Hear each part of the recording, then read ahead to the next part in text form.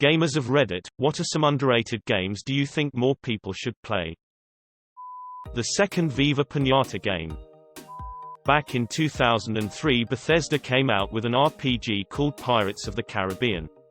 The game is not at all connected with the film series, aside from a few names here and there. Basically, it was a pretty large world full of islands that you could explore as this guy named Nathaniel Hawke. You could choose what kind of pirate you wanted to be based on your actions. Like you could be a smuggler, a trader, a bloodthirsty swordsman, etc. They gave you skill points as you leveled up to put into things that would help you become the character you wanted to be. You could hire crews for your ships that would also fight at your side as you explored the islands and at sea. On the islands there were dungeons and caverns to explore where you would fight skeletons and get treasures and really great weapons. The ship battles were fun, but they also gave you the option of avoiding them or doing them in a less involved way if that was not your thing. These battles would either be with other pirates or a country that you were not friendly with at the moment. Because diplomacy also played a major role in your character, there were quite a few ships you could choose from too. And if you were a smuggler or trader, you would rely on these ships to move cargo from one island to the other.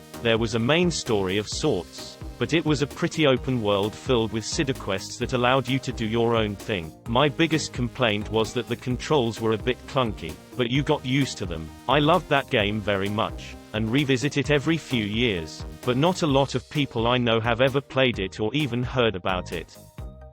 Jeanne d'Arc on the PSP was fantastic. I hoped for a sequel or at least another game from the developers. It's honestly the only reason I haven't sold my PSP. Kenshi. It's kind of a messed up dystopian game that takes place in some barren hellhole. Not your typical AAA titles. More PC and independent. Lower budget. But as a gaming experience, I think it captures the very essence of what an organic gaming experience to be. The game itself is kind of this messed up scenario and places you in the middle of it. Rise or fall, it almost feels like it's up to fate. But the cool thing is that your player gets stronger with repetition. So as long as you're alive, you've got a shot, even if you're a bleeding, limbless, and crawling great distances starving, a scenario all too common in Kenshi. My Summer Car. It's like a car driving simulator that takes place in 90s Finland. You build your car. In the meanwhile you do dumb shit driving around and interacting with all the drunk men in the map you can get drunk too. Kinda a trashy game but still fun. Billy Hatcher and the Giant Egg. Such a unique experience, gameplay that I haven't seen since. Also the theme song is hype. For me it's got to be an old Xbox game called Metal Arms. It's a bit old now but it's the shit. They were going to do a sequel but the company was bought out or bust or something. West of Loathing. Split Second. A very good racing game with the added element of trying to destroy the other drivers with explosions. Peas. You wrecked yourself.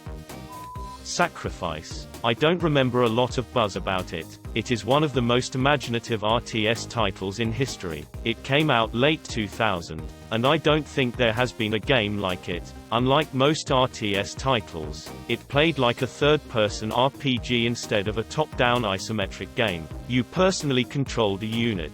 You would summon creatures and cast spells. Get into direct combat with the opponent. The goal was to corrupt the altar of the enemy. You play a wizard in service of one of a pantheon of gods. The campaign is well told and imaginative. You show up after a catastrophe destroyed your reality, one that you might have caused in some ethereal realm, and the gods there try to seduce you to the side. Every mission, you can choose to serve the same god or a different one, gaining new spells and summons each time. You essentially build your repertoire this way, similar to an RPG, since you keep your old selections. As war breaks out between the gods and they start dividing into factions, your options close off, until you are left serving the last god standing against a horrific foe. It has some great voice acting. Tim Curry plays this god of air who constantly insults the earth god. The game's visuals are insane. The world crafted using voxels that could show massive terrain destruction. One of the spells would transform a huge area of the map into a volcano and rain down massive flaming boulders that would break massive holes in the ground. Sadly, it sold pretty poorly. It was ambitious, funny, ahead of its time. The UI really hurt the game. It's pretty awkward to play. God Hand. I know, the gameplay is a little clunky, but I'll be damned if it isn't funny. Shelter and Shelter 2, simultaneously the most relaxing and stressful games I've ever played. So gorgeous and the soundtrack is stunning. They're honestly works of art. Lord of the Rings: The Third Age. I love JRPGs and this was one of the first from a property I actually recognized and could relate to. The playable characters are original and the story walks hand in hand with the films, bringing in tons of nostalgic fights. I recently did a playthrough of that game on an old PS2. Still holds up. Mercenaries: Playground of Destruction. It was GTA in North Korea. You could hijack anything and destroy any building and call in airstrikes. Truly ahead of its time. Never could beat the final mission, though. Regardless. Amazing.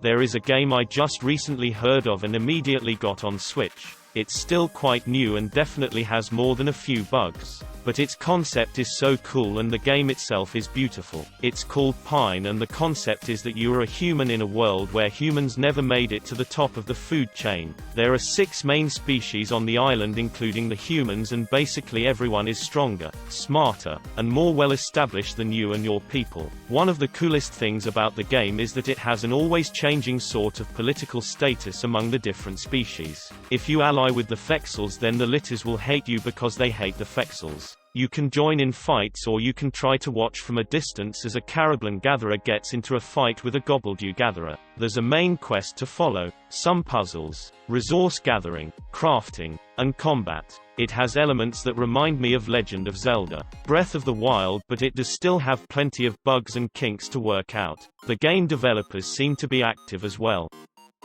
Driver: San Francisco. Really cool game with a unique storyline. Sadly, it isn't available by Topthay Public anymore. Star Sage Tribes. Came out in either 1998 or 1999, but was one of the first games that used projectiles and mid-air combat. The base game itself was pretty awesome, but what made it incredible was the extensive modding community. Full-fledged RPGs with unique textures, maps and NPCs. The game is pretty much dead now, but still has a few active people and servers. Might be more nostalgia, but what an incredible game and player base.